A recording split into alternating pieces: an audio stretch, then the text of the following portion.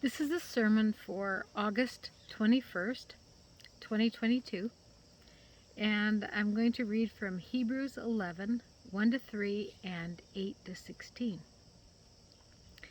The fundamental fact of existence is that this trust in God, this faith, is the firm foundation under everything that makes life worth living.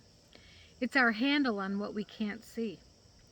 The act of faith is what distinguished our ancestors, set them above the crowd.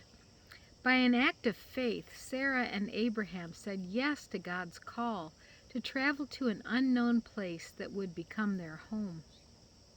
When they left, they had no idea where they were going. By an act of faith, they lived in the country promised to them, lived as strangers camping in tents. By faith, Sarah was able to become pregnant, old woman as she was at the time, because she believed the one who had made a promise. Each one of these people of faith died not yet having in hand what was promised, but still believing. How did they do it? They saw it way off in the distance, waved their greeting, and accepted the fact that they were transients in this world. People who live this way make it plain that they are looking for their true home.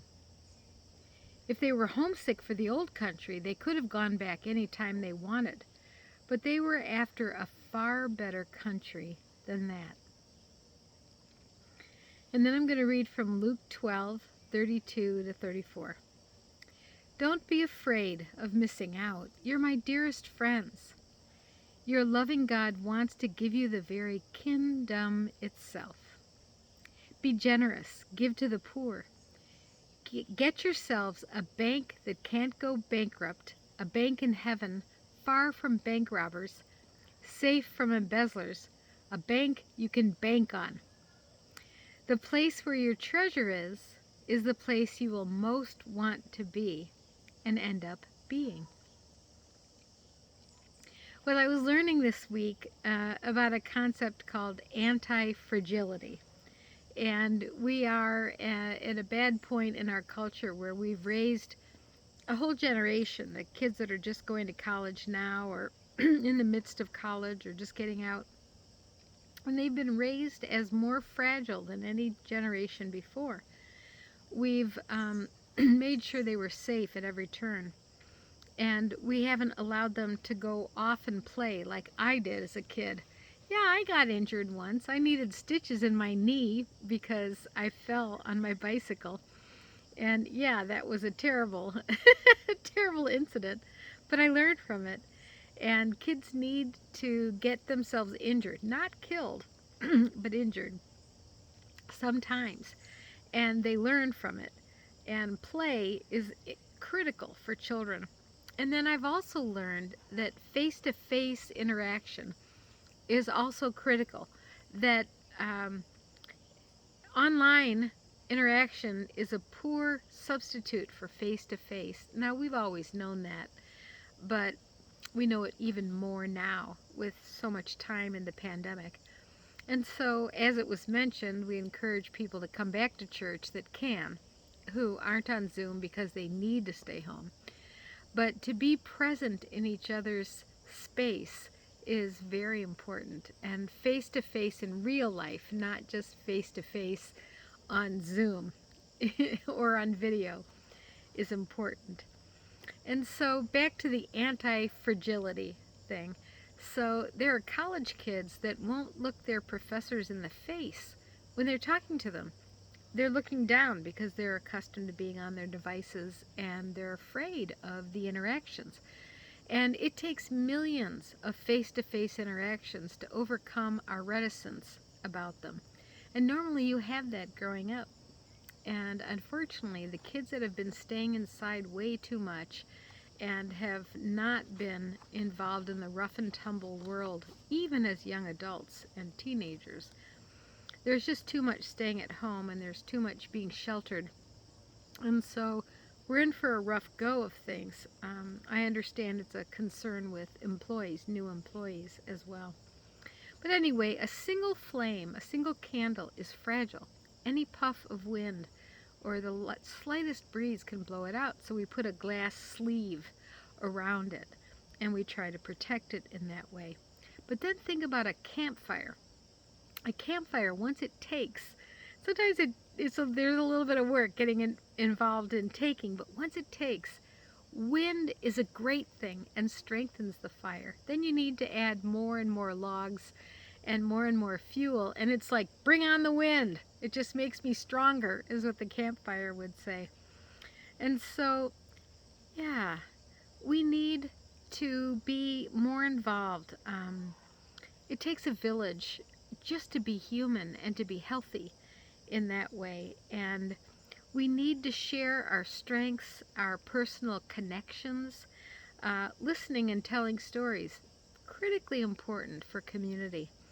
We lift one another up in the face of challenges. And when life falls apart, as it does, I don't know anyone who it hasn't fallen apart for, sometimes more than others. But when life falls apart, we're forced to set out to a new country, like Sarah and Abraham did. One we don't know. We don't know how we'll get there. We don't know where or when we'll get there or what it will look like. But we lean on God and we trust God and we trust one another in the process. This is a big part of what makes life worth living. Having faith in God and learning to trust one another. This is why Sarah and Abraham had such courage, venturing out from the home they knew to a land they didn't know. Sure, they had each other, they had a larger household, they had servants and animals. I think Abraham was well-to-do in his time. But it was still a matter of survival. There was no bank accounts and no Holiday Inns. You know, you depend on the hospitality of strangers in some ways. And strangers that wander through depend on the hospitality that Sarah and Abraham gave. That's why there are strangers that come to their campsite, the place where they're journeying, and how they offered hospitality. So survival is at stake then, and survival is at stake now in different ways than it was then. But Sarah and Abraham looked at the stars, and they saw the number of stars, too many to count, like grains of sand along the shoreline. And they believed that there would be many ancestors, that their clan, their what became a nation, would grow strong as they continued to trust God and as they continued to learn. Their faith and courage to venture out were what made their life worth living. And how have you ventured out? I bet every one of you could tell me a story about how you ventured out. I remember when I went to college and I went home, I don't know, toward the end of October, and I hadn't been home before then. I was only 17 at the time. But I remembered getting lost in Chicago on my way home. I didn't take an exit I needed to. And when I finally figured out what had happened and looked at a map and figured out how to get home, I had to backtrack. I remembered just bawling in the car, just crying because I'd been away from home and I was homesick. I didn't know I was until I couldn't get there. But there you go. How have you ventured out into the world? I know people, when they take new jobs, whether they're forced to or whether they choose to, that's a venturing out. To the degree that we stay afraid, stuck, sometimes just self-satisfied, looking only to our own comfort, the world will not end well. The world is going to take everybody contributing to making the world a better place. It always has, and it always will. There are challenges around us that are considerable. How will we address some of the challenges? We're addressing some now in these communities with food and clothing and supplies, and also with community suppers and coffees and ways that we reach out as a community and as a church. Together, we as the United Methodists strengthen education and health in Africa through the university that we support there, where the need is so desperate. There's a great healing of the earth needed. There's a greater and greater divide in our country. And how can we be a healing energy for others? This is a critical point in our world. If we have God and we have resurrection power. And if we believe as we say we do, as Christians, then how will we answer God's call to venture out in faith like Sarah and Abraham did? It gives our lives meaning to respond to the challenges to serve others. We don't see the outcomes, and there are no guarantees in life. We believe, and therefore we trust God, and we take risks. Now listen to the Hebrews passage again. This is a remarkable passage. This trust in God, this faith, is the firm foundation under everything that makes life worth living. It's our handle on what we can't see. The act of faith is what distinguished our ancestors, set them above the crowd. By an act of faith, Sarah and Abraham said yes to God's call to travel to an unknown place that would become their home. When they left, they had no idea where they were going. By an act of faith, they lived in the country promised to them, and they lived as strangers camping in tents. We're frightened humans. This is the reality of being human. We want solid buildings and security. We want assurances. We don't want to live by faith. Remember from last week, Helen Keller quote is, security is mostly a superstition. Life is either a daring adventure or nothing. Well, for Sarah and Abraham, it was a daring adventure. For people of faith through the ages, it has been a daring adventure. Is it a daring adventure for us? I'm convinced that as we venture out in faith, taking the risk to follow God, we'll strengthen the muscle of faith. Faith isn't agreeing to a certain set of principles, a certain set of beliefs that you check off of a list. It's not like that. It's like a muscle that you use, and it's strengthened as we use it, as we take risks. You know, try it, you'll like it. I remember that from an ad during my childhood. Try it, you'll like it. Try faith. Try risking out and venturing out. You'll like it. We'll find help along the way as we trust and as we're going together. We're definitely not going solo. Listen to the Hebrews passage again. Each one of these people of faith died not yet having in hand what was promised, but still believing. How did they do it? They saw it way off in the distance, waved their greeting, and accepted the fact that they were transients in this world. We don't have a very high opinion of transients in this day and age, and yet we are, just like the old song, we're just passing through. You know, heaven's our home, and we're just passing through. Sarah and Abraham knew they had no permanent home, no earthly security. They trusted God, and they journeyed on. We invest in the here and now. We don't live as if the only thing that matters is heaven. There are people who live like that, and I don't. I think we need to invest in the world around us. Any church that wants to be renewed and grow might need to let go a lot of the earthly security that we depend on. Sometimes that would work, and sometimes it wouldn't work out the way we had planned. But holding on is going to get us more of the same of what we have now, or less of what we have now. The church in America feels both fragile and secure in a way that the world offers security. It isn't the kind of God's security, but it's an earthly security. We're holding on in ways that will probably lead to the buildings becoming community centers rather than churches or apartment buildings or private homes. Sarah and Abraham and their extended household ventured out, maybe because they were forced to do so. I don't remember, and I'm not sure we're told, but they certainly ventured out. And in some ways, the church needs to come out from behind its walls and take risks. And how much we do that is going to tell the future. I don't know, maybe, in fact, I know we have wisdom together that we don't have as individuals. So let me read a little more of the Hebrews passage.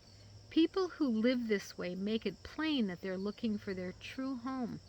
If they were homesick for the old country, they could have gone back any time they wanted, but they were after a far better country than that. Churches often want to go back, not forward in faith. We tend to be homesick for the old country and want to return because the world out there is a scary world. We know that. It gets scarier by the day. And so we want to grasp whatever security we can hang on to. How are we living the promises that God offers us? How are we living them? We sing of the good that God promises in our hymns. We have God, we have faith, we have each other. What else is truly real and lasting? So Jesus taught, build up treasure in God's commonwealth or kingdom, and not kingdom, but kingdom. Build up treasure in God's commonwealth or kingdom where rust and moth don't destroy, where robbers do not steal. Jesus was talking about a spiritual wealth, about love expressed, love offered, and received. Love risks stepping out. It isn't safe. It's truly an adventure. I think of Aslan, the lion in The Lion, Witch, and the Wardrobe, and the kids getting ready to meet Aslan the lion say, but is he safe? And the answer comes, no, he's not safe. He's a lion. But you'll be glad that you threw your lot in with Aslan when you meet him. You will know that you'll be glad that you did. So, yeah, Hebrews challenges us today, and Jesus challenges us in the Luke reading. Maybe we won't move forward until we're forced to go, but we are invited to go when we're ready. Love is the only thing that will outlast our mortal lives, and that's because it enriches everyone that it touches, and it's passed on from person to person to person, down the generations and across communities. Maybe we will be forced out, venturing, risking, and will we be ready? What can we do to get ready? How can we use faith as a muscle now to get ready? What would it be like for you and me to say yes to the faith that God has in us? It would mean that you are venturing out and that I'm adventuring out and that each one of us in the church is venturing out, set out by faith. Are you ready? Probably none of us are, but let's do it anyway. Let's find a way to do it. Amen.